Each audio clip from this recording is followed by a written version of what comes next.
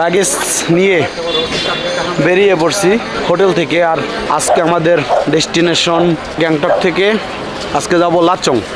আমরা first view পয়েন্টে দাঁড়িয়েছি, এটা তিস্তা ভিউ পয়েন্ট। তিস্তা নদী বয়ে গেছে। ये तिस्ता नदी है, उत्तर से पश्चिम नदी है उधर। इधर आता है डिक्सू नदी, डैम होता है इधर। এখানকার পরিবেশ এক কথায় অসম। আমি একটু নিচের দিকে যাচ্ছি আর আমার ফ্যামিলি ওখানে একটু রোদ্রে দাঁড়িয়ে আছে, থাক কারণ আপনাদের দেখানোর জন্য একটু নিচে যাচ্ছি। ও ইয়া, দিস ইজ জিরি, উমথাং ভ্যালির জিরি।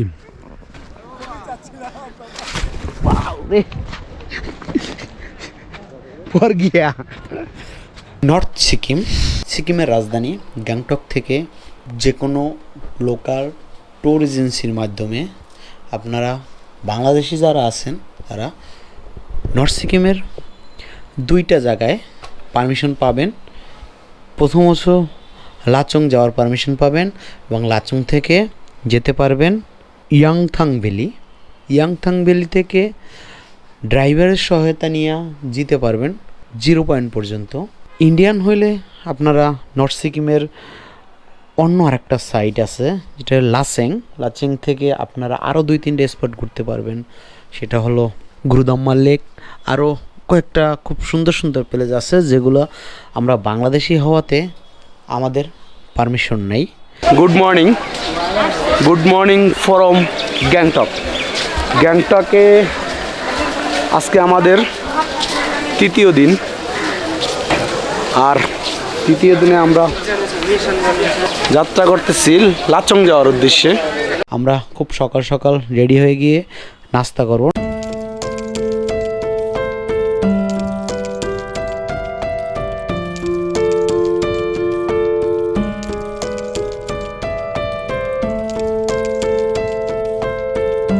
আমরা নাস্তা শেষ করলাম, নাস্তা খাওয়ার পরে এখন আমরা যাব চা খেতে।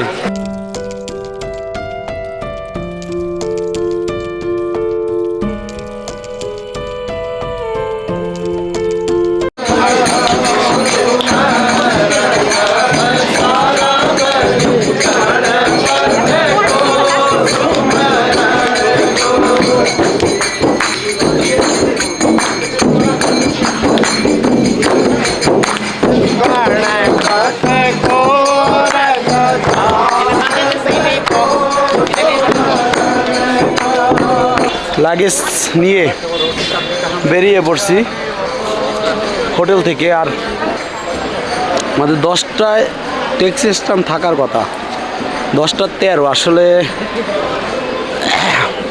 অনেক মেম্বার বলতে 3-4টা ফ্যামিলি একত্র করা, একসাথে বের হওয়া, সবার সাথে বাচ্চা আছে, হয় না আসলে টাইম মতো।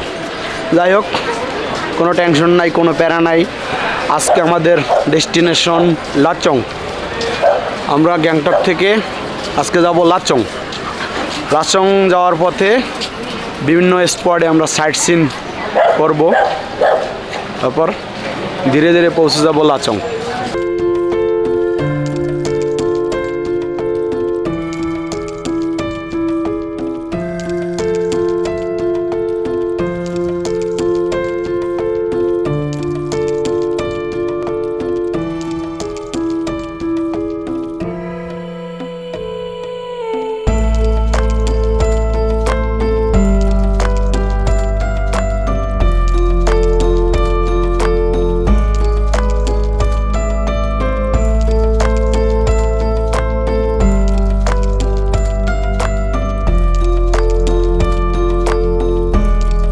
সিকিম রাজধানী গ্যাংটক থেকে লাচংয়ের দূরত্ব 120 কিলোমিটারের 1-2 কিলোমিটার বেশি কম হবে। তো পাহাড়ি রাস্তা এবং খুবই ভয়ঙ্কর কিছু রাস্তা দিয়ে আমরা পাড়ি দেব। সময় লেগে যাবে মোটামুটি আপনার 6 থেকে 7 ঘন্টা। তো আমাদের যাত্রা শুরু হলো। যাত্রাপথে আমাদের এজেন্সির সাথে কথা হলো, আমাদের যাত্রাপথে কিছু ভিউ পয়েন্ট দেখাবে। ভিউ পয়েন্ট ভিজিট করতে করতে আমরা চলে যাব লাচং, এবং লাচনে ওখানে নাইট স্টে, এবং নাইট স্টের পরে সকালে আমরা চলে যাব ইয়াংথাং ভ্যালি। আর যদি আমাদের ইচ্ছা থাকে ড্রাইভারের সাথে কন্ট্যাক্ট করে আলাদা পেমেন্ট দিয়ে আমরা যেতে পারবো 0 পয়েন্ট, এবং ওখান থেকে এসে দুপুরে লাঞ্চ করাবে, তারপরে আবার আমাদের গ্যাংটকে নামিয়ে দেবে। এইটা হলো আমাদের লাচং যাওয়ার বাংলাদেশিদের জন্য এই সার্কেলটা, এবং প্যাকেজটা নিতে আপনার খরচ পড়বে পার পারসন 3200 থেকে 3500 রুপি। আর যদি ফ্যামিলি হন, আমরা যেহেতু 4টা ফ্যামিলি একত্রে, আমাদের পার ফ্যামিলি খরচ পড়ছে 9000 টাকার মতো। এটার 3 জনের ধরি। সেক্ষেত্রে আমাদের সকালের নাস্তা তো আমরা করে যাব গ্যাংটক থেকে, এবং দুপুরে লাঞ্চ ওদের, রাতের ডিনার, পরের দিন নাস্তা এবং লাঞ্চ। এই হলো 4টা খাবার মেল, এবং নাইট স্টে একটা হোটেল। 4টা ফ্যামিলির 4 রুম দিবে। এই হলো। তো আমরা যেতে যেতে প্রথম ভিউ পয়েন্টে চলে আসলাম, যেটা হলো তিস্তা ভিউ পয়েন্ট। তো এখান থেকে আমরা তিস্তা নদীটাকে খুব উপর থেকে দেখতেছি, পাহাড়ের উপর থেকে। আমরা ফার্স্ট ভিউ পয়েন্টে দাঁড়িয়েছি, এটা তিস্তা ভিউ পয়েন্ট। তিস্তা নদী বয়ে গেছে, আর দুই সাইডে 2টা পাহাড়। ये तीस्ता नदी है, उत्तर से पश्चिम नदी है उधर रंग का नीचे। देखने इधर आता है डिक्सू नदी, डैम होता है इधर। ये नदी का ये बिजली का काम कर रहा है। किधर डैम होता है? एक तो बड़ा डैम है, हाँ किधर? इधर इधर देखिए एड्रियल बैठ के दाঁড়া আমার পাপা একটা তিস্তা देखिए गुरुजी एड्रियल इसका ये गोलाई पैकेट খাচ্ছে আমরা পাহাড়টা বেয়ে যখন নিচে নামবো, তো একদম তিস্তা নদীর একদম পাশ থেকে আমরা ভিউটা দেখতেছি। খুবই সুন্দর। আমরা এই ট্রিপে কিন্তু তিস্তার সাথে খুবই অপার্থিব একটা সম্পর্কে জড়িয়ে গেছি। একটা পাহাড় থেকে নেমে জাস্ট তিস্তা নদীর পার দিয়েই আমরা প্রায় কয়েকবারই তিস্তা নদীর পার দিয়ে যাচ্ছি। আসলে কি পাহাড়ি ইন্ডিয়ার এই সিকিমটা কিন্তু তিস্তা নদী, পাহাড়ের ঝর্ণাগুলো তিস্তা নদীতেই নামে, তিস্তার পার দিয়েই পাহাড়গুলো বয়ে চলেছে। এরপরেই শুরু হলো বিপত্তি, মানে প্রচুর পরিমাণে বৃষ্টি। আর লাচং যাওয়ার রোড তো খুবই বাজে রোড, এবং মাঝে মাঝে রোডে কাজ করতেছে এ অবস্থায়, এবং অনার্গল বৃষ্টি। আমাদের যে আরও কয়েকটা ভিউ পয়েন্ট আছে,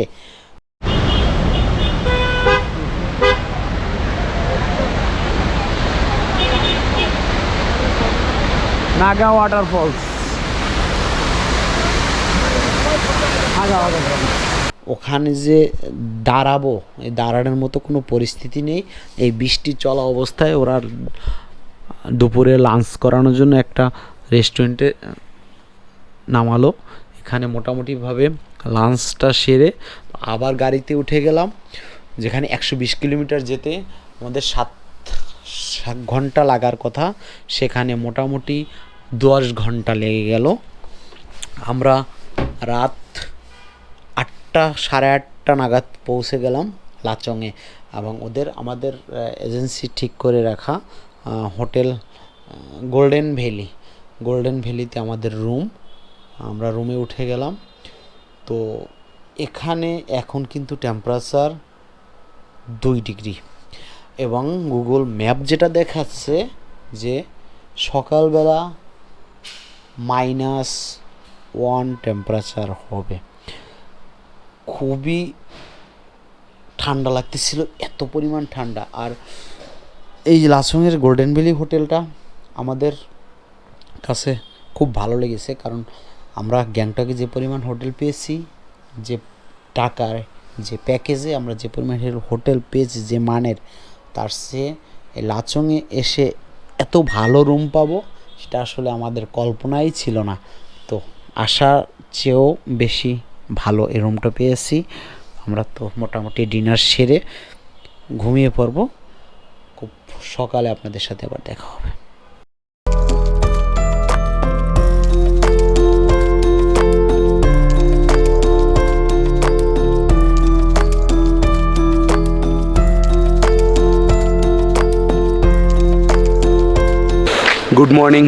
গুড মর্নিং ফ্রম লাচং। লাচংয়ে রাত স্টে করার পরে সকাল উঠলাম 5:30টায়, আর এখন বাজে 6:30।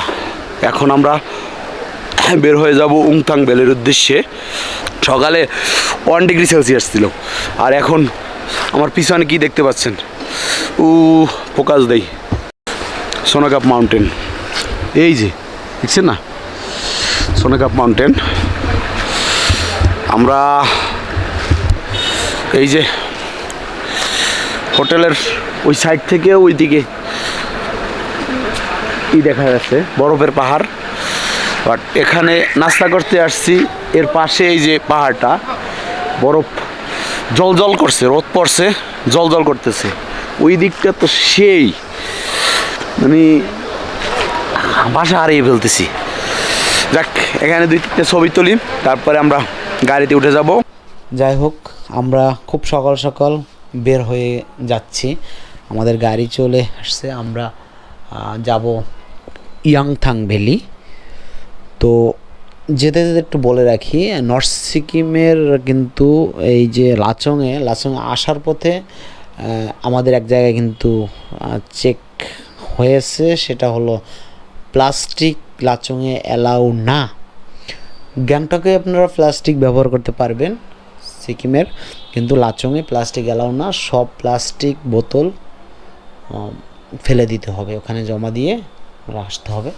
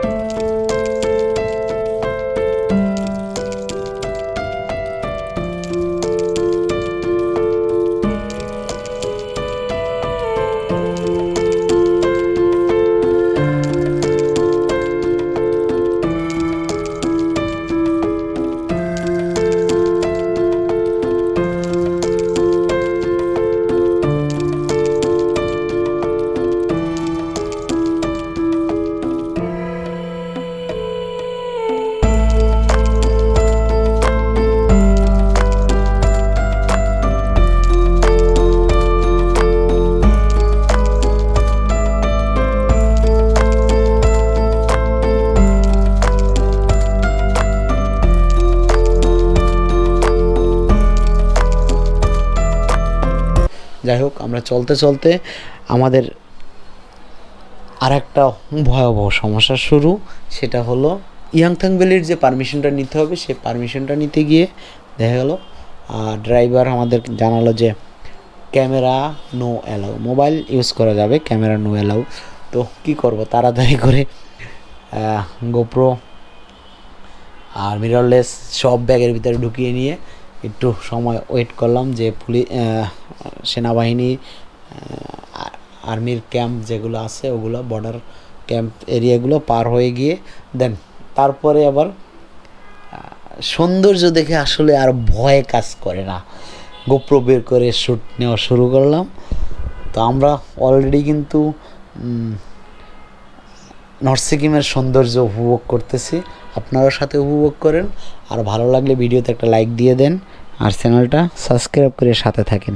তো চলতে থাকেন, আমরা যাচ্ছি নর্থ সিকিমের Yangthang valley.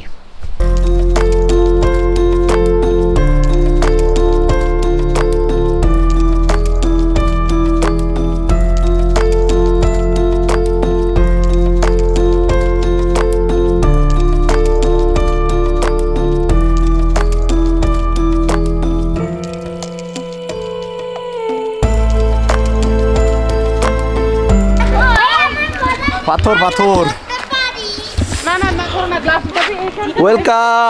Welcome to উমথাং valley.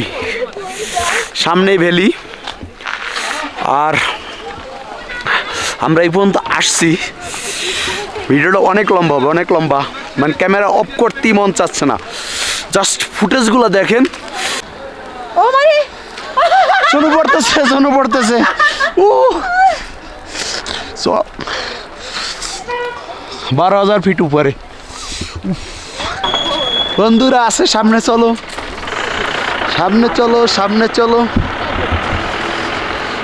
ও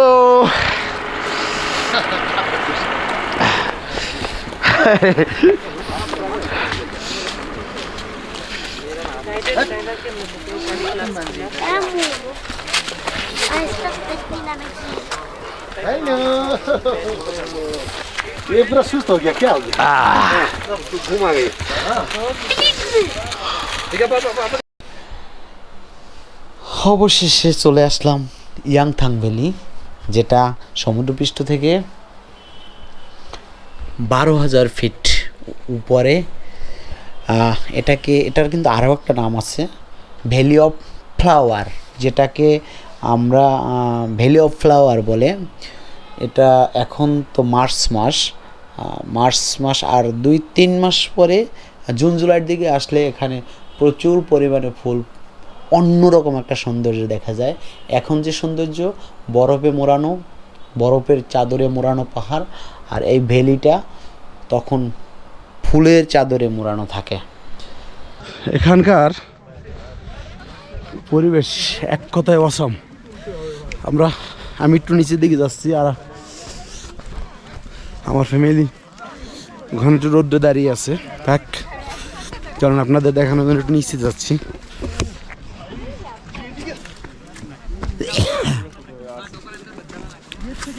নিচ থেকে উপরে ভিউটা দেখাবো,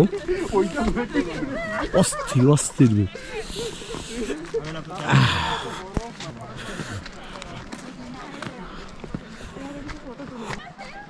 জিরি, উমথাং ভ্যালির জিরি।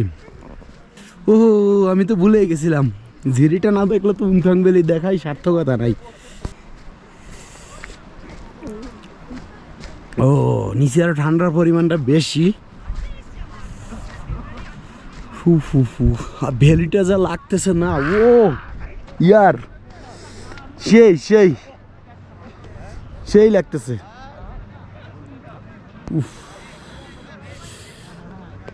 যাক, বড় ক্যামেরা দিয়ে একটা সিনেমেটিক শট নিব। সেই জিরি, হো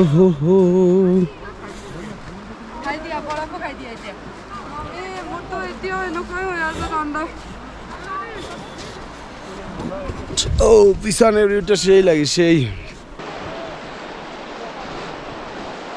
জিরি।